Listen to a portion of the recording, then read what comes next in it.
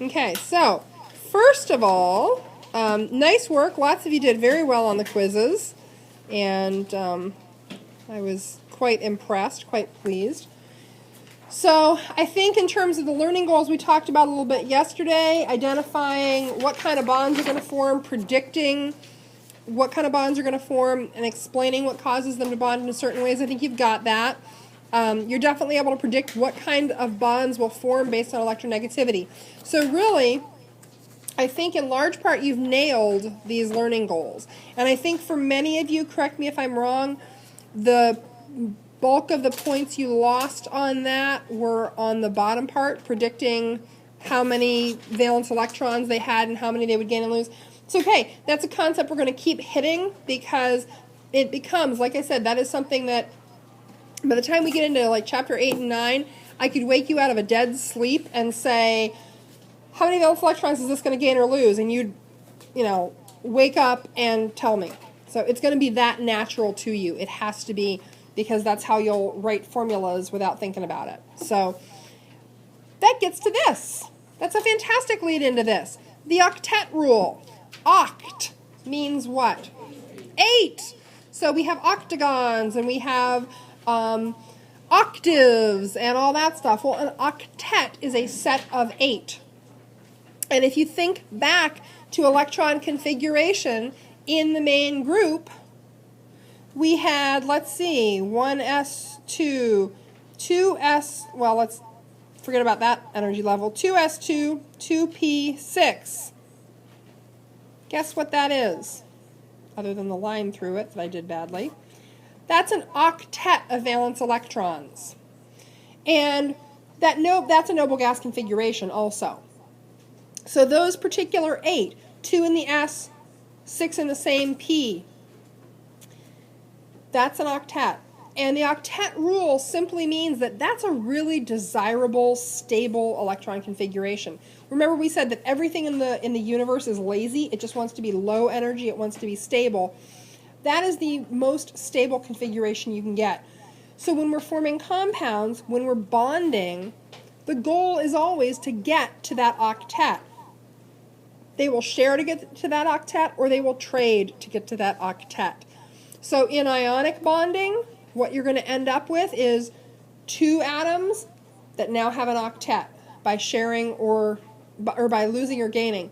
And when you share, when those electron clouds merge, when those valence electrons shift back and forth between the 2 atoms, any electron that's shared between the 2 counts for the octet in both.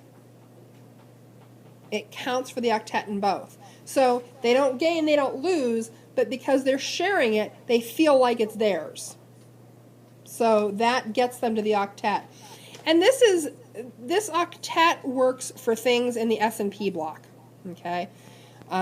You'll notice then, what are we excluding from this? Which block are we excluding? D block. What do we also call the D block? Transition metals. And the transition metals, remember I had said to you, are the ones that seem like what you think of when you think of metals. So this is your iron, your cobalt, your copper, your zinc. These are when somebody says metal, those are what you think of. You don't think about sodium or calcium. They do things a little differently. And that also should be a sort of, what do they call it? A foreshadowing, if we're going to use literary terms. That's a foreshadowing that there's more to bonding than ionic and covalent. And at least one of you has already said to me, is that what they're talking about? Yeah. So that octet rule is true for anything in the S and P block. That's their goal. Oh, yeah, and anytime I say that's the rule, what comes next? Exceptions. Always. There's always, if you have a rule, you have an exception. So hydrogen is an exception. Hydrogen shares or trades to get to 2. Why? Pardon? Yes, because its nearest noble gas is helium. Hydrogen's only got 1 energy level. So its configuration, it's starting off as a 1s1. So it's got one of two options. It can pick up an electron and become a 1s2 configuration, which looks like helium, or it more commonly actually shares to get to that point. Or we talked a lot, I think, about Halloween costumes for toddlers you love at chemistry geek parties.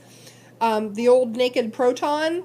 If hydrogen gives up that electron and it becomes a 1s0 in essence, then it's actually stable that way because it's going to form an ion and it's going to bond to something else that's got a full octet. So hydrogen is an exception because of that. Now, boron's just a weirdo. And I don't have enough of this. Would actually be a physical chemistry thing. So it's actually the physics of subatomic particles. Boron shares to get to 6. Boron usually bonds covalently. We don't see boron as an ion a whole lot, but it shares to get to 6. So when we start to do structures, you will start to find that boron does not obey the octet always. I would just make a note of that someplace, because as we start to get to structures and you're going, but wait, boron doesn't have 8, you just have to click back and go, oh, wait a minute, boron doesn't always have to have 8. And note also, as much as I hate it, the word usually, sometimes it's got 8, often it doesn't. And sometimes we get things that have more than 8 electrons. So it's expanded valence bonding. I'm trying to think of xenon hexafluoride. So what problems do you immediately have when I say xenon hexafluoride? What? Okay, other than no clue what it is. Noble gases don't form compounds, Moser. Have you been lying to us this entire time? You're full of it. I call you on that. There's no such thing. Yeah, there is, unfortunately. Xenon hexafluoride is this whack job compound that we see. So, whoops. Xenon hexafluoride means it's surrounded by 6 fluorines. Fluorine's the most electronegative thing there is.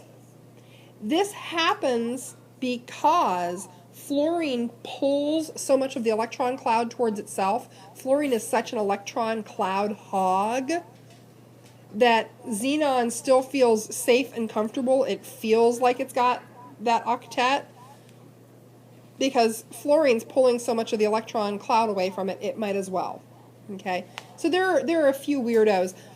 And typically the ones where you're going to end up with more than 8 valence, these are when they're bound to things that are very electronegative. So they're pulling so much of the covers away from whatever else they're bonding with that the other atom doesn't even notice all those extra electrons because they're sort of being pulled away before they feel them, in essence. Okay. We're going to start, never mind, we will start electron dot notation tomorrow. Have a wonderful day.